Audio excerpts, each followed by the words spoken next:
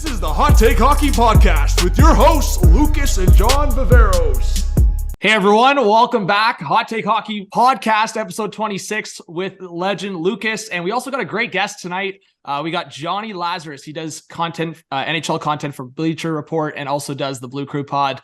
Jonny, man, thanks for joining for the pod. Thank you guys for having me. I appreciate it. Always fun to talk hockey. So good to be here, Lucas and John. Yeah, obviously we'll talk about the latest news. Everyone, obviously the big Ryan O'Reilly trade, we'll discuss that. But Johnny's a big Rangers guy. He's going to the game tonight. So We'll talk some Rangers. And I do know, I mean, it'll be easy in conversation with the Patty Kane hat trick, which the Rangers, Leafs, the two teams kind of in those rumors and discussions, but maybe a different destination for him. Lucas, man, I know you've also been kind of heavy on the news as well, but I think you were out with friends for the O'Reilly trade.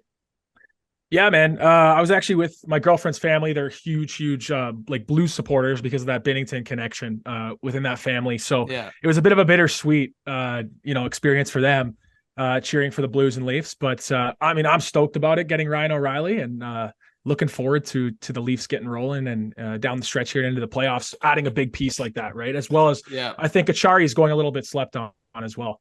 100%. And Jonny, we talked about Tarasenko a bit just throughout the week.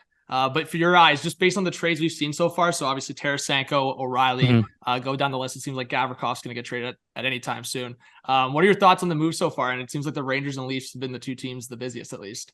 I actually heard that O'Reilly was going to Minnesota first. I know he was on the Wild for like 30 seconds, but I think they could have used him too because the Wild have been somewhat of a nightmare the last couple weeks here. But I mean, this is definitely the earliest that trades have happened, I think, in recent history, right? Like usually it is last minute till the deadline and all those rumors are swirling, but it seems like Lou Lamoriello really got the ball rolling with that Horvat move prior to All-Star break. And, I think teams aren't really sitting around waiting anymore. They, obviously are limited now to the players that are available. It's curious to see what's actually going to happen with Patty Kane too, now that Taves basically announced that he's staying in Chicago. I know Kane kind of made it clear he wants out, but I think it could end up being a sleeper that maybe Kane goes to the Devils instead of Meier. I know the Devils are pretty much attached to Timo Meier right now, but I mean, I got to imagine a guy like Patty Kane being around Jack Hughes. I think Hughes or Kane was Hughes' favorite player growing up, so it'd be cool to see him maybe mold Jack Hughes into what Patrick Kane is today and that American-born first overall pick. So that's something I'd like to see also, being in the tri-state area of New York, New Jersey, and Long Island. So I think that'd be cool to see Patty Kane come to New Jersey. But man, I think it's been a lot of fun so far. The Ryan O'Reilly trade obviously happening on a Friday night. Sure, a lot of people weren't really paying attention to Twitter at like 11 o'clock on Friday. That reminded me exactly only was because the rain. Yeah, the Tkachuk trade was the same thing, right? The Tkachuk-Huberdeau trade. I think that was it was like 11 p.m. on a Friday as well. That one was late. Mm-hmm. Yep. But I was only paying attention because the Rangers were coming back against the Oilers. But had that game not been going on, I wouldn't have been on Twitter. Well, I was saying, what a way to slip in that deal. Like the Oilers are blowing. What was it? 4-1 lead. The Oilers blew the 4-1 lead, and then just Dubas just slips in that right there. No, that was funny. And yeah, I mean Edmonton again. I think they were up on Colorado. They blew it again. So they blew that one last night. Yep.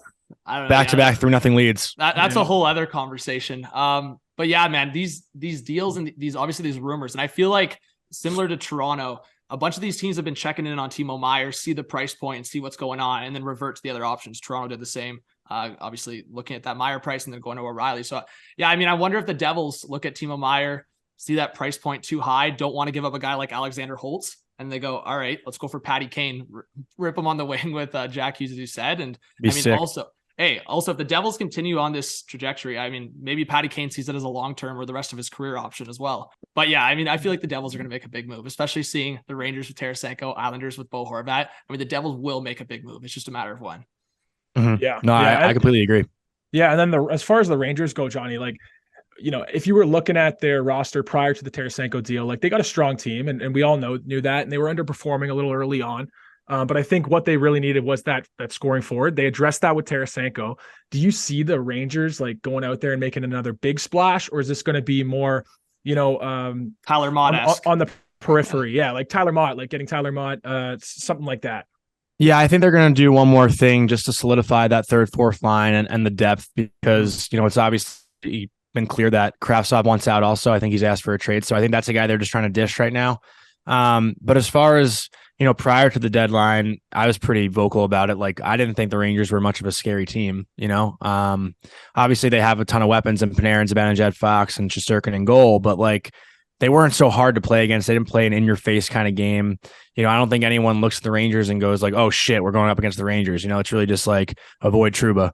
But I think Tarasenko does make them just a little bit scarier. Not only 5-5, but also their top 2 power play units are pretty unbelievable right now, and I think they actually just made the switch. I think Tarasenko's getting on PP1 tonight for the first time. Heedle's been in that spot, so. Man, as far as depth goes, like the Rangers top 9 right now, the first 3 lines, like they've been money in the last like 5 or 10 games. The kid line, I think they're all like a point a game in the last 10. Panarin's got 6 goals in his last 5. Obviously, he had 4 in one game, so that kind of pads the stats a bit. But as far as top to bottom goes, like the Rangers right now, I tweeted it yesterday, like since 2014-15, that was probably the only time in my life where I really like thought the Rangers could win the cup. I'm a pretty harsh critic. But I think this is maybe the second time or first time since that year where I'm like not being so pessimistic. I actually believe they can do it. Hey, you're talking to Leaf fans here, man. Pessimistic is the vibe always. Yeah, I do look at that Metro and it's tough because I have a different mindset now. Like I feel like I was talking about that such tight race, but I've been watching the teams lately, whether it's the Islanders or the Caps, or obviously the Caps for different reasons, and then obviously as well the Penguins. Like just all these teams underperforming now, and it's kind of creating that gap between obviously them and the top 3 in the division. So I wonder if this becomes more, because Lucas, I feel like a few weeks ago we were talking about like those Metro teams battling for the wild card, and now we're seeing Buffalo, Detroit, and Ottawa all sniffing at wild cards as well. Like that's crazy to me. And Florida too, right? Like I feel Florida. I didn't mention Florida. My bad. Yeah, we were writing Florida off. I feel like a handful of weeks ago that it looked pretty grim for them, and now because Washington's just completely plummeted. They've allowed. Man, I was laughing. I thought for sure the 2 wild cards were going to be Metro. Like I feel bad now. I was laughing. I was mocking the Atlantic teams a bit, and now it's just mixed up.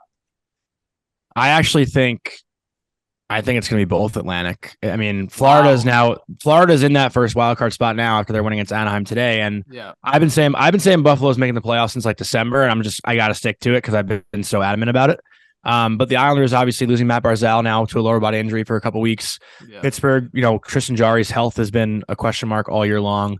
Washington obviously missing Obi the last couple of games, and they've had injury issues all year. Like I don't think Pittsburgh or Washington makes it this year. I think they're both out. Crazy. Wow. Yeah. Crosby and Obi. I feel like the last 3 years we've been waiting for like this development, right? And I feel like Lucas, we were talking about like that one team has always been the Devils. Like when's that switch going to happen? And when's Crosby and Ovi going to be out? And I truly did not think it was going to be this year. Like, especially Ovi, I mean, hey, rest in peace to his dad. Like that's obviously super unexpected. And that's kind of put a dent just in his personal life, obviously. But like now we could see both of them out. I never thought that was a scenario. I thought maybe one of them, both of them could be out. That's crazy.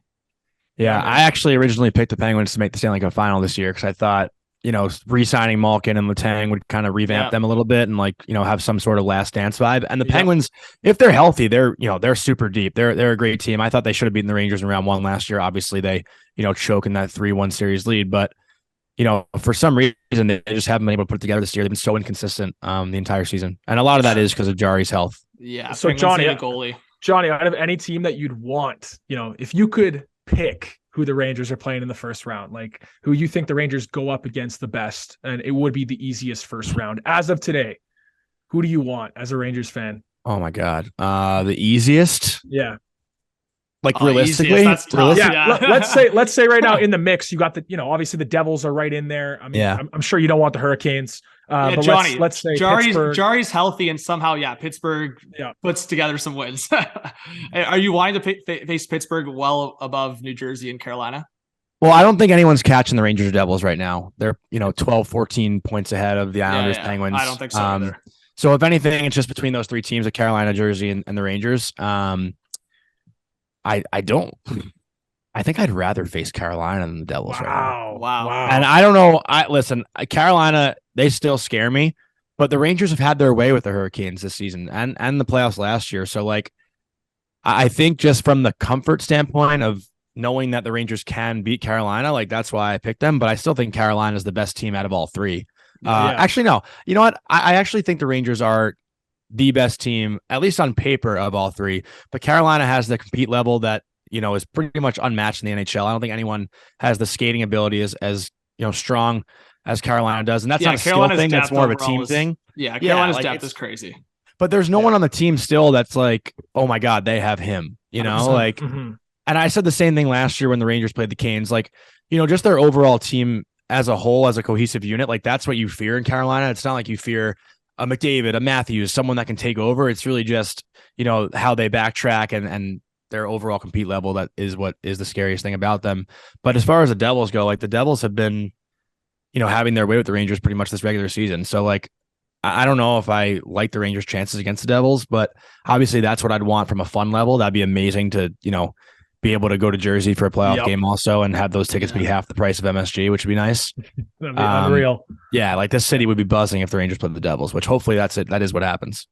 Yeah, it's interesting to say though, John, that from a Rangers perspective, that Carolina would be the more maybe the easier matchup because the Rangers have had that edge, like you said, Johnny. And I was watching the obviously the Stadium Series game this past weekend, and I don't look too much into those outdoor games, but when Tom Wilson scored at the end of the game to make it 4-1, it was one of those Freddie Anderson goals to me that he gives up in the playoffs, especially late in series, as seen in the Leaf series when he played for them. Yeah. So from a Shesterkin Anderson perspective, it is not even close. So yeah, that's interesting to say the Hurricanes though. And I was also going to ask, are we confident, because we haven't really gotten a great sample size, are we confident in the Devils goaltending in a playoff atmosphere? I mean, it's tough to tell, right? The whole team, they have the entire team essentially hasn't really been in the playoffs. Obviously, they have a guy like Andre Palat, who's been in the mix with Tampa the last couple of years, but it's hard to tell. And I think if it's Rangers Devils, I don't think the playoff implications really matter as much when the rivalry is just in play because it's so easy to get up for the Ranger Devil games and the Devils have played up to the Rangers level the entire season so far. So I don't think the Devils really. And honestly, you know what? I'll backtrack. I think that whole playoff experience thing sometimes can be a little overrated. Like we saw last year with Filipino, Lafreniere, Kakko, those guys really vamped their game in the playoffs. They had no experience prior, so sometimes I'm trying to word this correctly. Sometimes maybe you don't realize how big the moment actually is if you've never been there. Yeah. If that makes sense for these young guys. So it's almost like being naive is a good thing sometimes. Exactly. Right? Yeah. I think Jack Hughes is a guy who would maybe embrace that moment because he hasn't really been there before and really, thrive in it. But, you don't know what you don't know. Well, think about Chicago's early cup, right? Half the core was super young. They had no experience and then obviously went on the run.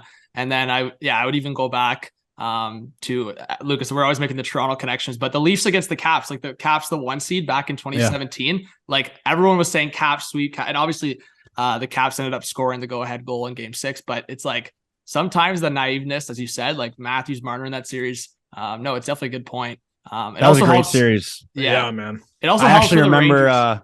Sorry. No, you go, Johnny.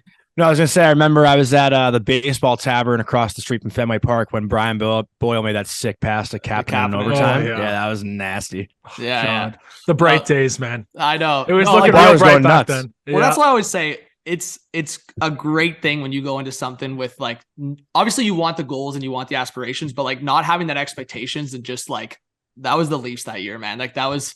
And they went into that series with no pressure and put Washington on edge more than a couple times. So, I mean, I will say I want to see the Leafs have success. I think they're so much fun. I love watching them play, and I'm a big Matthews Marner guy. Mitch Marner is one of my favorite players in the league to watch.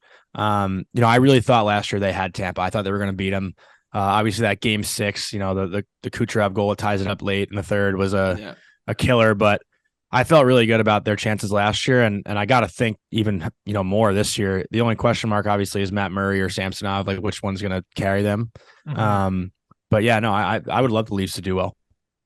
Yeah, and also I like that both of you are on here because obviously Lucas comes from an NHL perspective here, and you've done a lot of stuff NHL wise. In terms of we just talked about sexiness. Imagine a Rangers Leafs conference final. I don't think you can get more sexy than that for an Eastern Conference final. Oh yeah, off the record, we're rooting for it at head office. Oh, come on, actually, the revenue, buddy. Like it would do great. It would do great things, right? Yeah. I mean, and just the buzz. But it's the two biggest markets in hockey. So I mean, it would be unbelievable to see that. And just the way the two teams play too. I was actually down there for a Leafs Rangers game in December, and the Rangers I was there. I was at that game. It was the one VC had the 2 goals, and VC potted the empty netter. And it was my first time at MSG, and it was just the buzz there, man. Like Leafs Rangers playoffs would be unbelievable. Yeah, I honestly thought that game was boring as shit. Yeah, well, that game specifically, didn't have many highlights in it, but like to me, coming from Toronto, you got to realize, Johnny, like our atmosphere up here, especially in regular season, it ain't it. Yeah, it's very corporate. During the season, it's brutal. From That's a fan surprising. Perspective, yeah. I mean, people say the same thing about MSG. Like, you know, the lower bowl is typically people in suits, you know. But then again, like there are those certain games, like, you know, this year versus Dallas, that late second goal with Keandre Miller and then Fox in overtime. Like, you know, there are, and tonight I'm sure there's, for some reason, like, listen, Tyler Mott, great player, I love him, but like Ranger fans, the narrative around him is just he's like this like Gretzky here. Like I don't know, like he's a great guy, works hard, and fans do love that here and they appreciate that. So I am going tonight because I know the building is going to have a little extra buzz.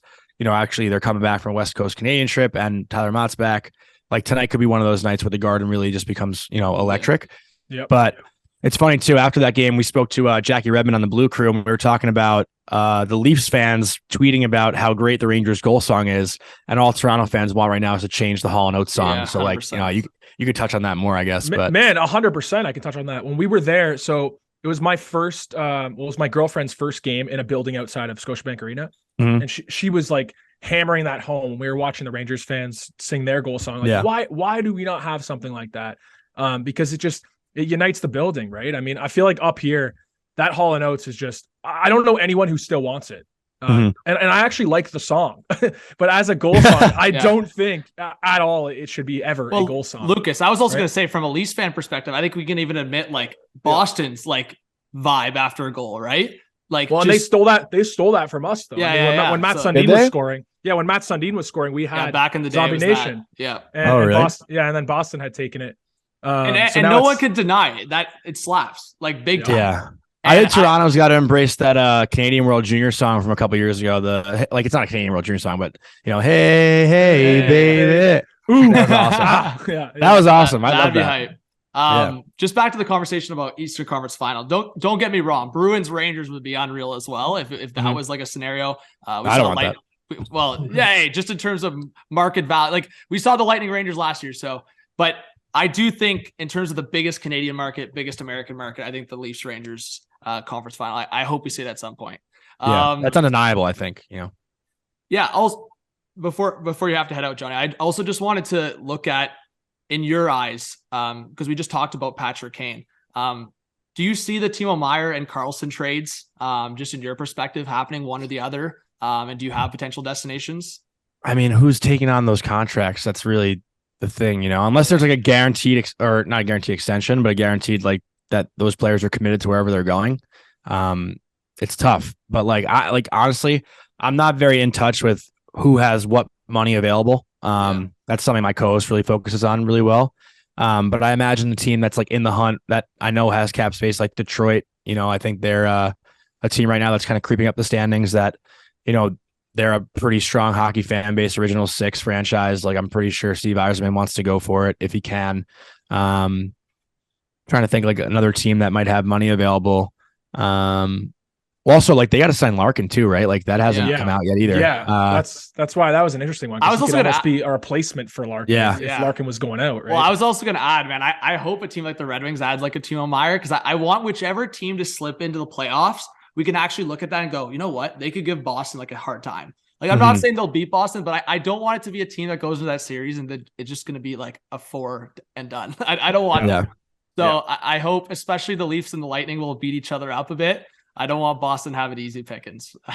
We'll just I mean, you guys would know better than me though. Like, what other team really is there right now that can add one of those guys with that money? I mean, in terms of money coming out, like Pittsburgh can still do it. They just need to send money out. Like they have certain contracts, like whether it's Kapanen or Zucker. Like if Pittsburgh really wanted to do it, they could send money out easy. Like Zucker's on an expiring deal.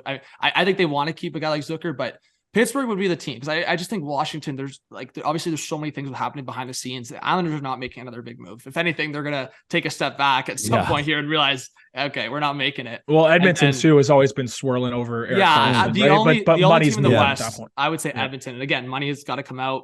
Fogle, Barry, send contracts the other way. So yeah, I'm with you. I think if it's a Carlson, Edmonton, and then if it's a Meier, I like the Red Wings fit. I would still look at Carolina though, guys.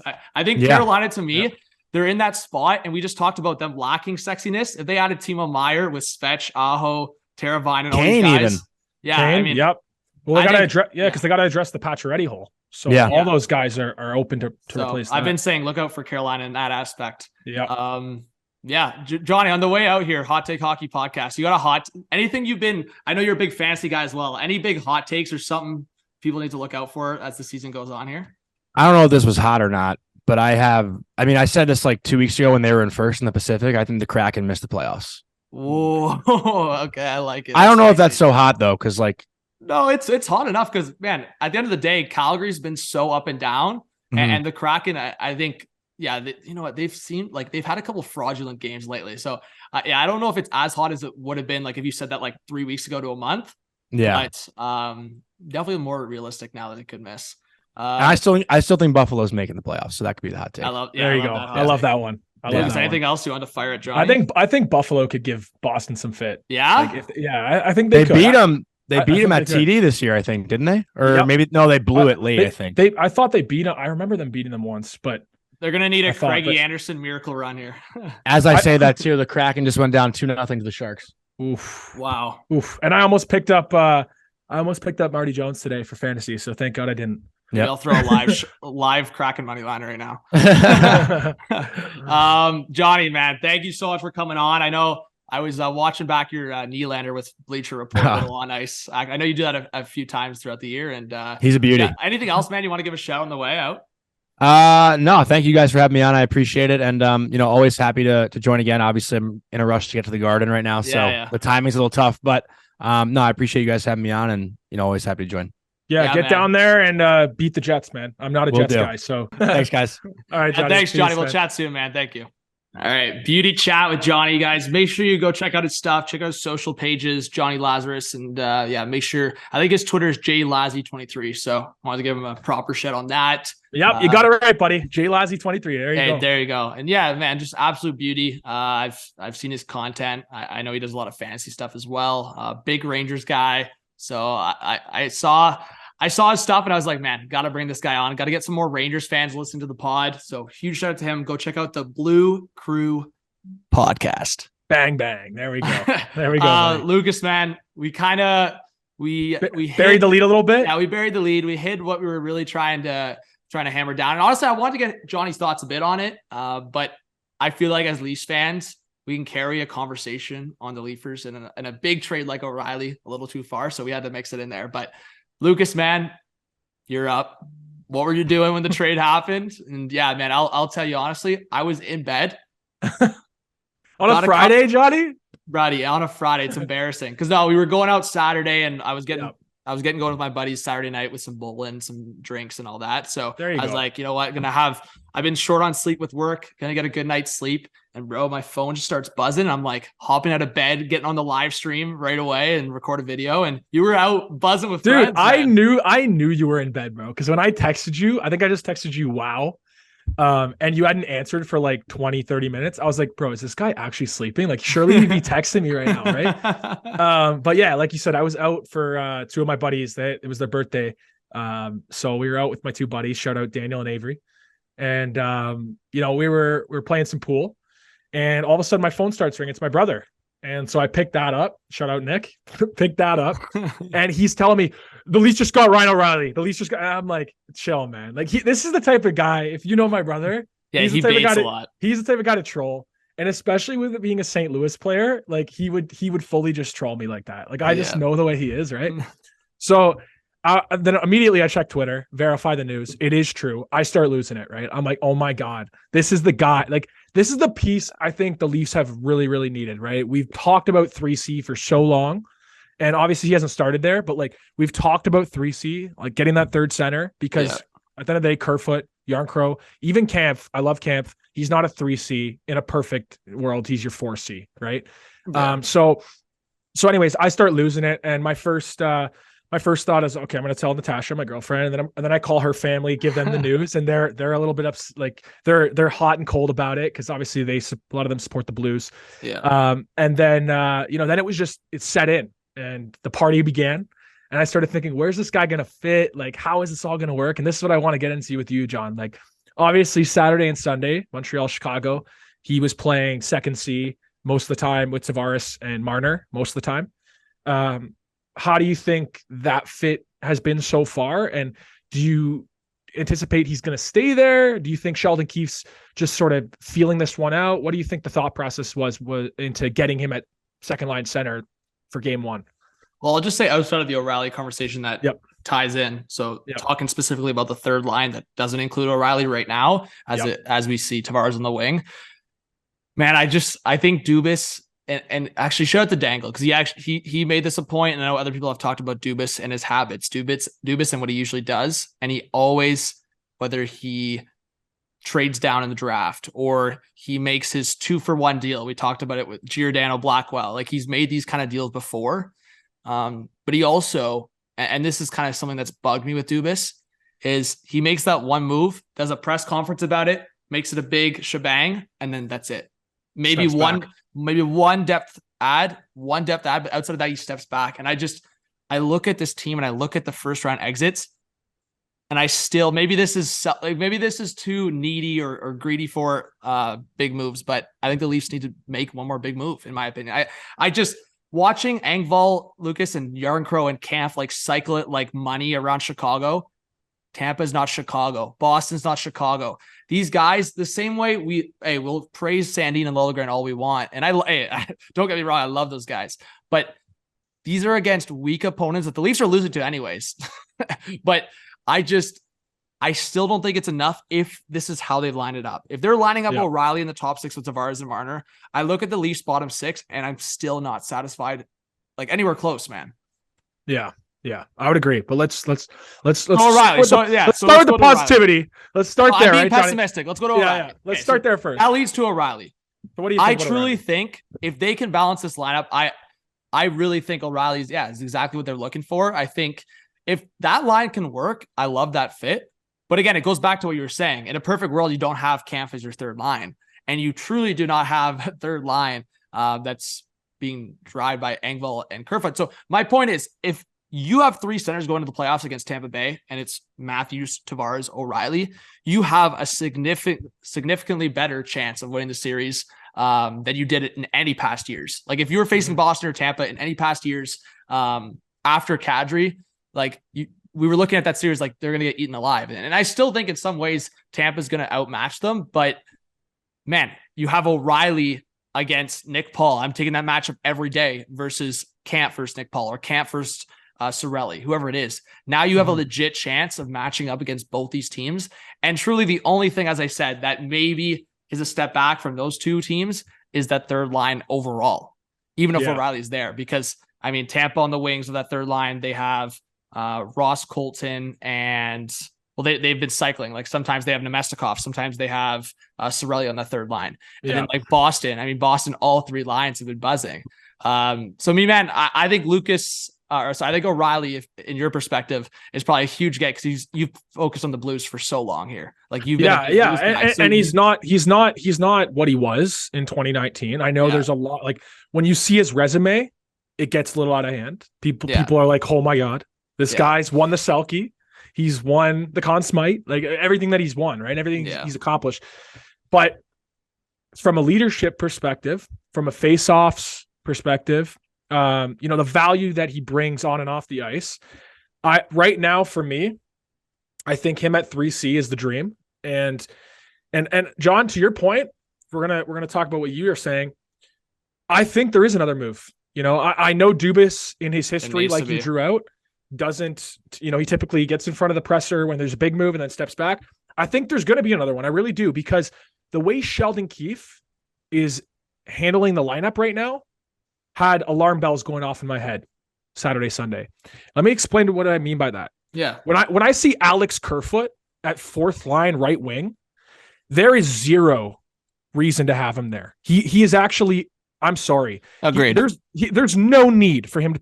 I don't really like his fit anywhere on this team anymore. And I've been vocal about that. But at fourth line right wing, he does nothing for you. And he makes 3.5.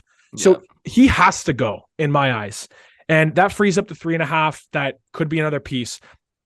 But to me right now, if Kerfoot's not on your second or third line, there's no room for him on the fourth line. He doesn't do anything. Achari is a beautiful piece. Lucas, man. I just have to add, I want you to keep going with your momentum here. I feel like a broken record. I've been saying, if you look at past cup winning teams, like a trio of Aston Reese, Kampf, and Achari, that's exactly what you want, especially in today's NHL. Not only would that fourth line do well any point in the last decade as a fourth line, especially right now, I'm not looking at any of those three guys and be like, yeah, they can't play. They can't put the puck in the back of the net. You know what? Aston Reese offense is sometimes sus, and Achari, his offense really improves when he gets more of a role in the third line and other roles. But overall, that's an ideal fourth line.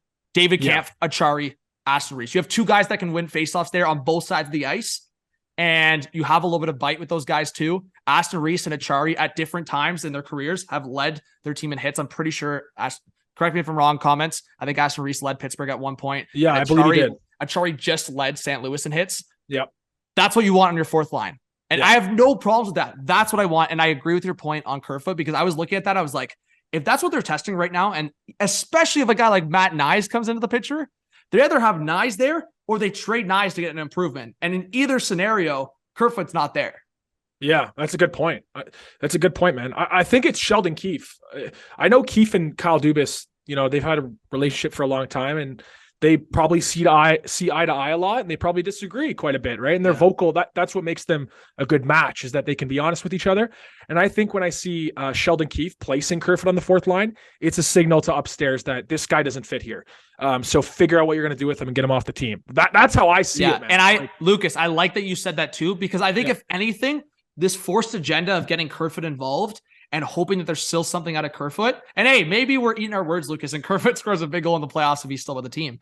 But I do think it's a Dubas agenda, because once upon a time, Dubas included Kerfoot in the deal that brought Kadri to Colorado. And currently, Kerfoot's the last part of that deal, right?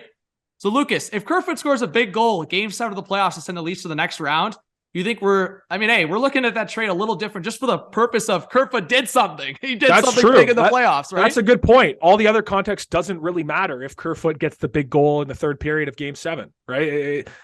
If he sends them through, it's got a different look. Dude, and maybe Dubas could be holding on to that. Yeah.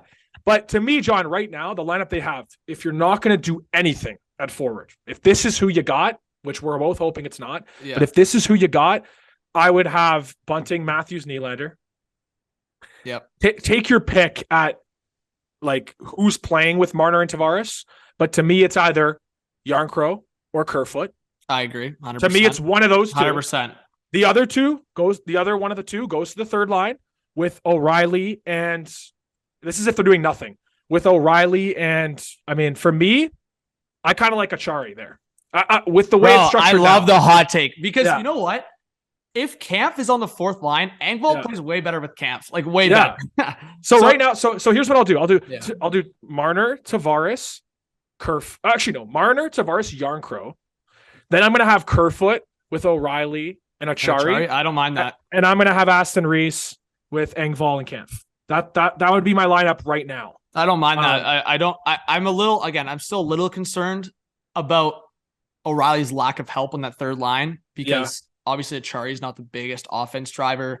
And O'Reilly could do some things individual, but I think we truly saw the power of those three together, O'Reilly, Tavares, and Marner, especially on that first shift. First Montreal? Dude, I thought we were getting storybook start. I thought O'Reilly, the amount of jerseys that we're going to sell if O'Reilly popped. Well, man, we just had Jonny on, and I was going to ask him, but I kind of slipped on the question when I was going to, did you have first goal scorer Tarasenko from Panarin in the first 5 minutes? I thought we were going to see exactly that. Freaking Tavares, a saucer pass to O'Reilly, captain to captain, 91-90, O'Reilly for the goal. Imagine. But to keep O'Reilly, give me that in the playoffs. Give me that in the playoffs to keep O'Reilly there in that spot. Listen, the way I see it is Sheldon Keefe decided to do that to get O'Reilly some confidence and to show that they believe in him and to get him playing with good players to start, to get him integrated into the system. But if they're to keep that line long term, they need to go get another fish for the third line. Like it can't be this way. So overall, I think this was a great trade for the Leafs. They gave up a lot of draft picks. Let's not get it twisted. They gave up a lot, but this is exactly what they need to do for this season to really instill the confidence in the players that we believe in you, for management to show that they believe in them. Yeah. And O'Reilly is the piece that, one of the pieces I was really hoping the Leafs got. And I know we were talking about it with Mark Spector, that he would have fit great on Edmonton, but I'm so happy the Leafs got him, man. I'm so happy about it. Yeah. And I wonder if Edmonton is one of those teams that we just talked about with Jonny, looks at all these guys going off the board, whether it's Bo Horvat, who some people were connecting Edmonton to Horvat, and then even like Tarasenko. I know at times like Edmonton was looking for another scorer, or like obviously O'Reilly. So I don't know. I know we've continued to talk about Edmonton tied to a defender, but yeah, I think the conversation continues that as these dominoes continue to fall, you're going to see some teams making maybe some more desperate attempts. I think that's super relevant with the Devils and Hurricanes reacting to the Rangers deal, and obviously the Lightning and Bruins reacting to the Leafs deal. Because I truly do think the Bruins are about to make a deal. They're tied heavily to Gavrikov right now, so it could be that. They've also been tied to Chikrin in the past year. Mm-hmm. But yeah, Lucas, I think Boston's looking to make either a deal or two here.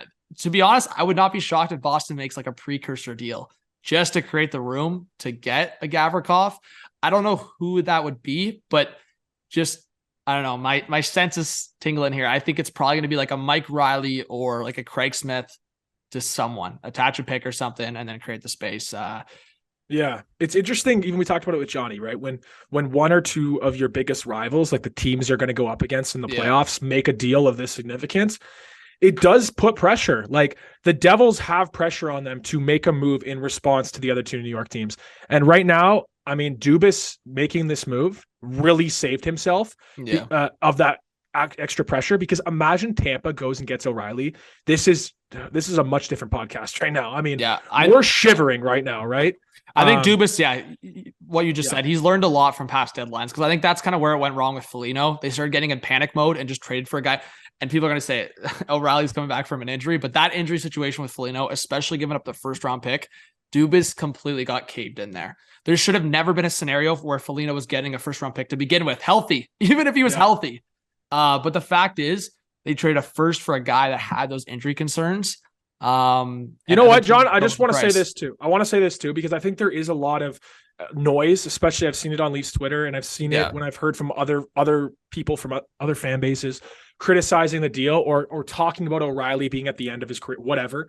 Yeah. Man, to compare O'Reilly and Foligno to me is absolute ludicrous. I think it's so ridiculous because Ryan O'Reilly has, oh my God, this guy's won a Stanley Cup. He wins faceoffs. His playmaking ability is not even close to that of Foligno. He's in a different stratosphere than Foligno. Yeah. Okay, like, come on, man. Like, well, Lucas, I was going to say the only valid perspective, and I threw this thought in the video because I knew people were going to compare it right away. Yeah. The only thought that's actually valid is you looking at it as, oh, Dubas is giving up a first for a rental and they lose in the first round. If you're strictly just looking at that image, not talking about player, like just a first in general, it doesn't matter what you got. If you're just looking at the image of first round pick given up, rental leaves to another team in the offseason, losing the first round. Yeah.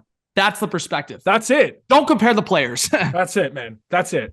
Like this guy, if you just watch him like night in, night out, I'm telling you, Jonny, like he has low key, really nice hands. Okay. Like his passing is underrated.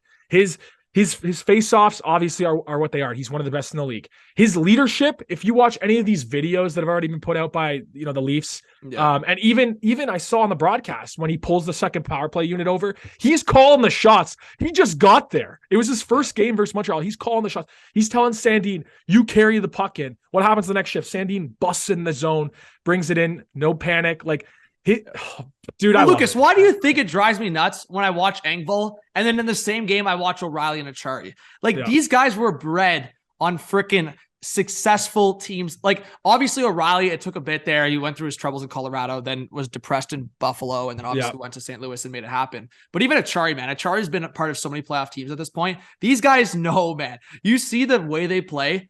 And I think the fact that O'Reilly has those different lenses to his game, like he can play a possession style and then he can also play like a hard forechecking. And I think he's going to have to adapt fully to the possession way to the Leafs, but also add that perspective. Achari, man, is such a... Do you see... I don't know if you saw the play. It was inside the blue line. This guy basically like freaking put a guy in a headlock and like tackle the guy just to get the puck out of the zone. You think Engvall's doing that? Like, this is what I'm talking about, man. Possession numbers, my ass. In the playoffs, if Engvall's 6'5", I know I've talked about this a couple pods ago, and just freaking not even breathing on a guy on a forecheck, you think Achari's doing that? You think O'Reilly's Johnny, I got a good one for you regarding Engvall. I was listening to the Leaf Report, really good pod. Shout out to them, really good pod. And they were talking James Myrtle and Jonas Siegel, and they were talking about, guess how many hits Pierre Engvall has this season. This was pre this weekend. I so actually don't know. It's got to be under 10. It's under 10 for sure. Okay, it ain't that outrageous, but he's played like 50 games or whatever, roughly, right?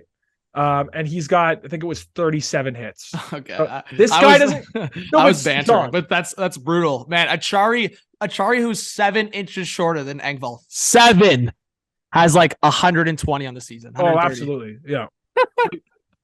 Engvall, listen, for me, I'm not as hard on Engvall as a lot of people are because I think he has some tools that always get my eyes like, oh my God, if this guy could keep going. Like, dude, he can skate. Okay. He can skate. He can cycle well. Like he can cycle well. Like when he's on, especially with camp, like they have good cycle shifts, especially on the forecheck. So don't get me wrong on that. So I see some value in him when it comes to a playoff series. Okay. So if I'm going to pick between the two, I'd rather see Kerfoot packaged out because I just don't see a fit for him, period. But Pierre Engvall is... Well, and the cap hit's higher, but yeah, and the cap hit. But he's such a frustrating player because of those tools, right? Because of those tools that he has, he's so frustrating because he just makes stupid decisions sometimes, man. It's up here. And he's 6'5". Yeah. And he's 6'5" and doesn't hit anybody. Bro, this is why people don't get it, Lucas. Again, this is why the Hull train's back too, because you watch these guys come in. You watch a 5'10" Achari come in. Hull is 6'3" and won't hit a fly. And the giveaways. I know. Bro, I'm so tired. Timmins was rough defensively on the weekend as well. Don't get me wrong, but I don't want to waste too much time. Sorry, we're just going Leafs banter right now. We'll get out of this segment, but I don't want to waste too much time on the games this weekend. I think the Montreal one, obviously they come in and they're jacked up, dude. The first 2-3 shifts of that game, the Leafs, I've never seen them play that hungry, and I don't know how long.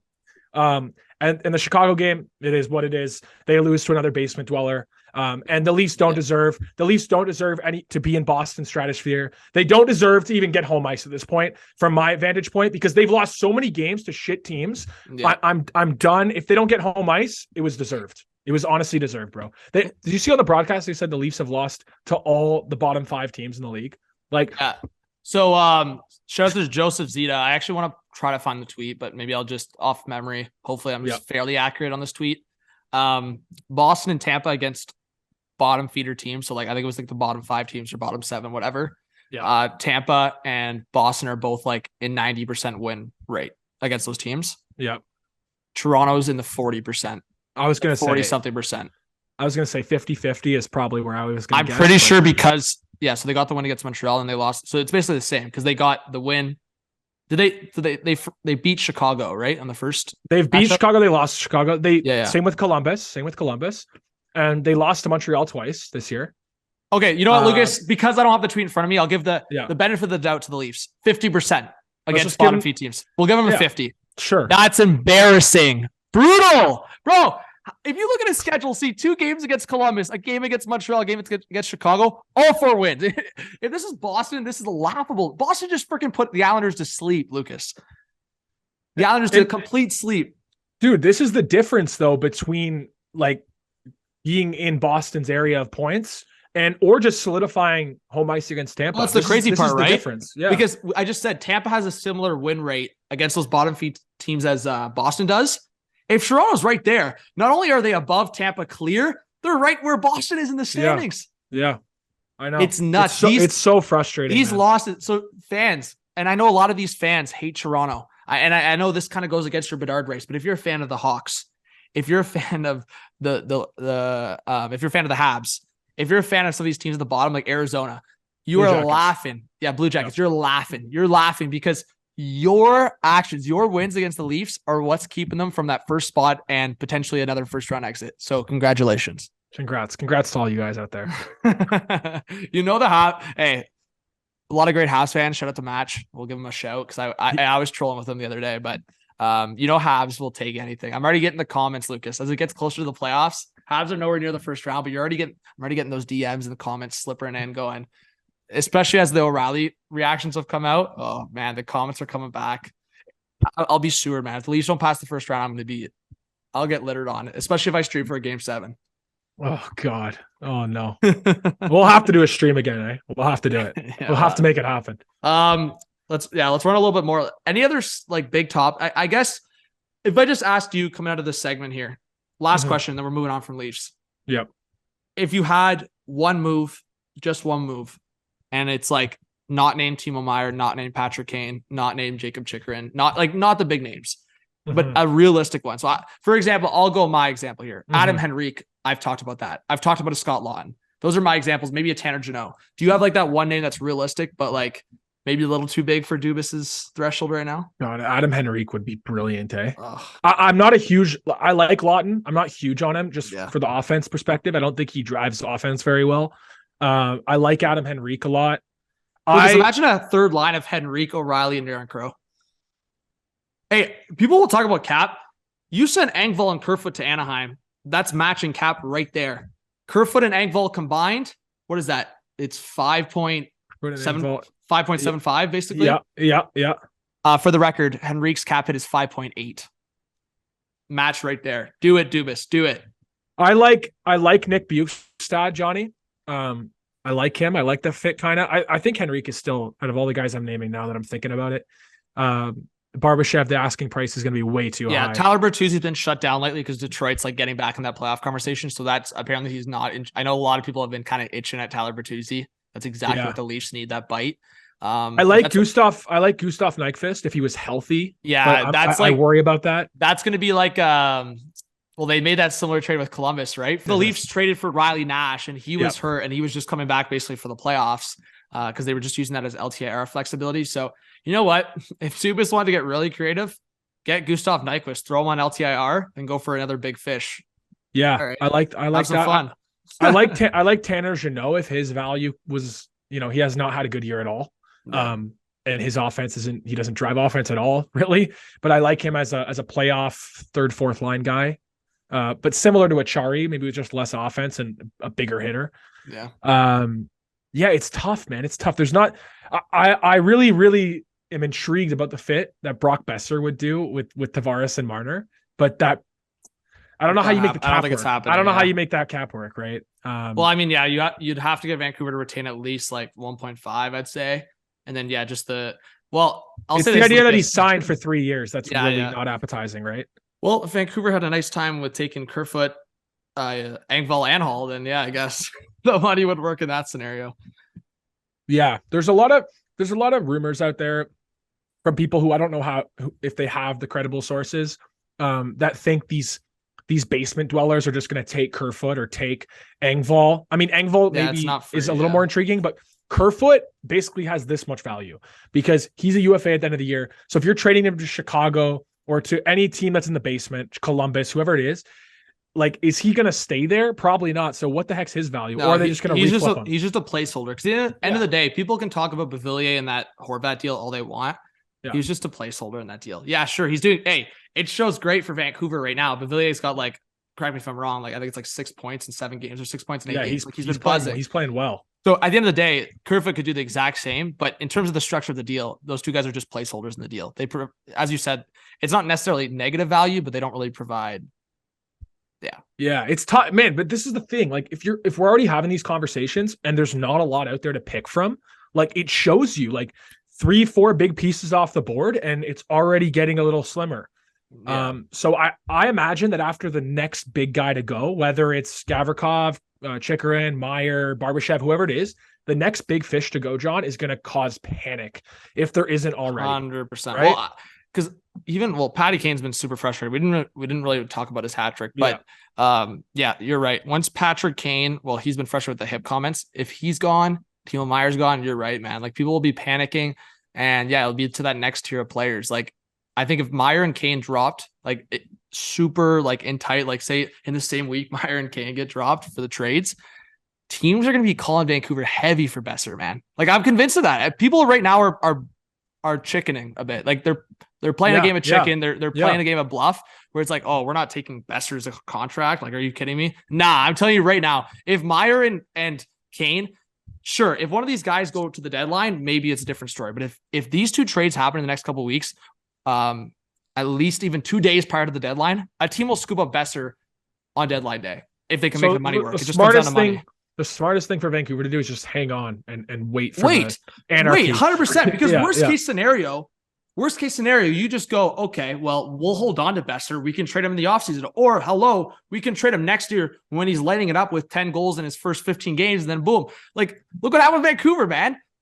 These conversations of Bo Horvat in the offseason, again, Canucks fans will complain all they want, but you got such a good return, I still think, based on this situation. Vancouver's been such a mess. If Ratu works out, I've been thinking about it more and more.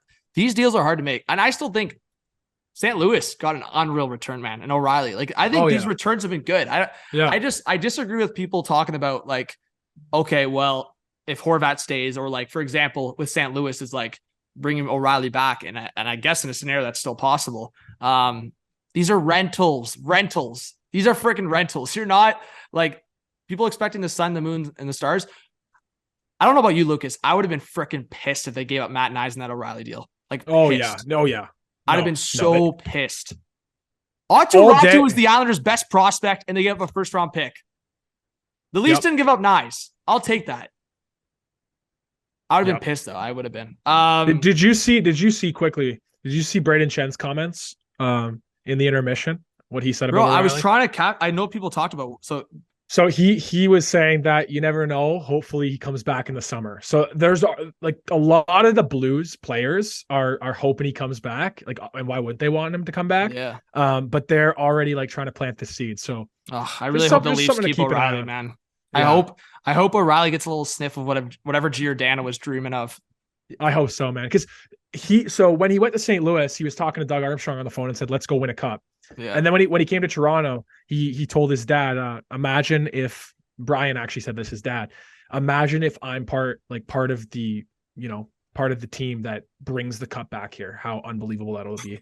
Like, so he's already dreaming it. And, as a Toronto area guy, I mean, come on, it's gotta happen. I want to see it. I'm still so down that Spets didn't get to see it through. The Leafs have, man, honestly, just talking about it just gets me down, man. Leaf fans, I'm sorry. One day, Lucas, I know your dad's always been like that. Like, one day you guys will see it, like, as if like we're not going to see it until like our 40s. I know. Well, it was funny when Johnny Lazarus was on. He sounded like you when he said, just a pessimistic Rangers fan. I'm like, Johnny and Johnny, both pessimistic about their hometown teams. It's pretty crazy, right? Yeah, and I guess for like a Rangers fan, for example, like it is similar if you're like our age. Yeah. Because like, I saw Johnny post something on Twitter and he said something like, this is like the sexiest, like best on team paper I've ever seen. Like he said that after they got Tarasenko. Yeah. And for someone that's our age, that's fairly true. Like that's before like the era of the Rangers, like success and like Mark Messier and all that. So like that's true if you're our age, because at the end of the day, you're not remembering, even for Johnny, you're not remembering what was happening when you were 2 years old or 3 years old, whatever. But yeah, man, there's a couple teams that even like, I feel like Devils fans, even though they saw the cup finals and they've seen the success in the 2000s, I feel like Devils fans have been itching too, because it's been a while. Like when was the last time the Devils made the playoffs? Like it would have been mid 2010s. Yeah, it would have been. They made the cup final, and then they made the cup final versus the Kings. Yeah. And But so I mean, a bunch of fan bases that the only two teams that are really, I wouldn't even say stuck up, but the only two fan bases right now that are in the playoffs that are like, yeah, we know we're good, we've been good, is Boston, Tampa. Like in that Eastern Conference, if that storyline continues of like the Penguins and Capitals being on the outside, every other team Carolina, you can make your arguments on, but like these fans have been itching. So you know what, Johnny? They actually made it. Taylor Hall's here. Taylor Hall's here. They made it. Taylor Hall's here. I forgot. Before that though, it would be the Cup final year. It would be the Cup final year. I forgot the Taylor Hall year. I mean, and that Taylor Hall year, Taylor Hall year was he dragged them there, right? Yeah, and they lost. There was what? It was like a 40-point gap from Hall to the next guy in the season for points. Yeah. It was something like crazy like that. They lost in 5. So, but yeah, Devils fans have been itching. I'm excited. I hope it is Devils Rangers. I really do. Yeah. For that storyline, man. Come on. Yeah, and honestly, sorry, Devils fans. I actually know what Devils Hurricanes would be a lot of fun. But I'm hoping for both the top two. If the Rangers are in that 3 seed, we'll see what happens. But I'm hoping for the Rangers, just for the matchup, as we said, Rangers Devils. Rangers take it, and then whoever's in that wild card spot to overtake the Hurricanes. I'm sorry, Hurricanes fans. I just want the chaos. And I do think, imagine like a Rangers Penguins rematch in the second round, for example, and then you have Leafs Bruins. We're dreaming for the Leafs. Just win the first round, face Boston in the second round, and then you have Lucas freaking storyboard. You have like the Capitals beating the Penguins in the second round to exercise the demons. That's the clip they're pulling out, but it's can the Leafs exercise the demons and beat the Bruins? And then you got the path for a Leafs Rangers conference final. And any like, I don't know, do you have a dispute on that? Anything else you'd want to see in the conference finals? No, that would be lovely, man. That would be lovely. I mean, I'd love to see Buffalo, Toronto as well. Like not in any round, yeah. In any round, and it's very unlikely to happen this year, but I'm looking forward as Buffalo gets better, and if the Leafs can, keep this level of success at least in season, to keep making playoffs like this regularly and sign their players. Toronto and Buffalo would be a great series. Yeah, that would be a lot of fun. The fans would be buzzing on that. And I would 100% be going to a game in Buffalo. Because like Johnny Lazarus said, he said, oh, if it's Rangers Devils, I'm catching a game down in New Jersey because it'll be way cheaper. Just like I'd be going down to Buffalo. Yeah, it honestly, on that point, I actually thinking about it, I do really hope Buffalo or Ottawa makes the playoffs. Right? I might take a quick drive and go to one of those games, even if it's not Toronto, honestly. Yeah. Yeah, that's a good point. Anything else we missed on news? Like, I feel like this is the calm before the storm, Lucas, especially with the trade deadline. Like this upcoming week, I feel like if another domino doesn't fall, it might be a lot of, again, some more chickens out. But that week going to the deadline, I feel like should and hopefully will be chaos. Yeah, and well, we're hoping for it to not all blow up yet, right? Yeah, I'm hoping want to see some big deals. Yeah, I'm down for this week to be a little quiet, to be honest, because we want to see deadline day. Yeah, and man, I was talking about too, even the Leafs schedule we can cite here, but just there's some big games like the Leafs Oilers, 2 teams that are really determining like how they're going to go into the playoffs. Like they play Wednesday night, 2 days prior to the deadline, so like we could see either both teams with a very different look, or we could see both teams like, hey, that's the game. That's the last game before the deadline. Like evaluate based on that game. And that's a big game. So, I don't know.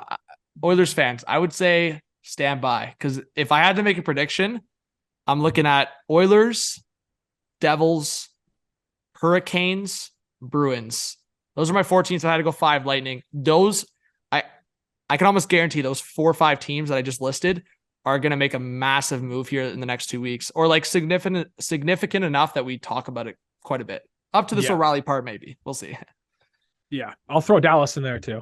I think Dallas has been just so good and consistent. And they're not getting the love they deserve. So we'll have to do some Dallas talk maybe next. Yeah. We got to do more Dallas talk for sure. Yeah. And you know what? I think as we wrap up here, I do want to throw Vegas into the mix of that, talking about Vegas, because they're just interesting because after the Mark Stone injury, they're another team that could go for a big move.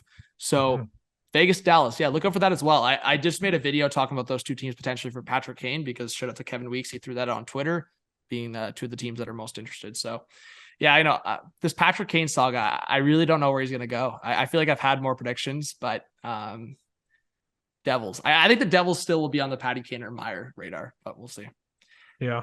All right. Well, huge chat with Johnny Lazarus. I do apologize, guys. Maybe this pod seemed a little just spontaneous, but Johnny had to go to the game. We moved him up to the start of the pod, which we don't usually do, Lucas. Usually we have our guests at the end of the pod, but honestly, that was good. It's a change of scenery a little bit. And I feel like the O'Reilly talk took a lot, or the Leafs talk took a lot, but that was the trade. We weren't able to talk about it on the pod yet. And hopefully you guys enjoyed that chat. Yeah, man. All right. Well, Lucas, we'll see if a big trade happens midweek and we're both free, we'll have to do an emergency pod. But yes, sir. Outside of that, we will see you guys next Monday. Look out for the podcast on Spotify, Apple, and on YouTube. Hot Take Hockey. We also post clips. So go follow Lucas on Twitter. He's going to be tweeting as we move into the deadline and playoffs. And we'll be live on trade deadline day. So look out for that live stream on YouTube. Lucas and I, thank you so much for listening to podcast episode 26, the Hot Take Hockey podcast. We will see you on the next one. From Lucas, myself, have a good one. Peace.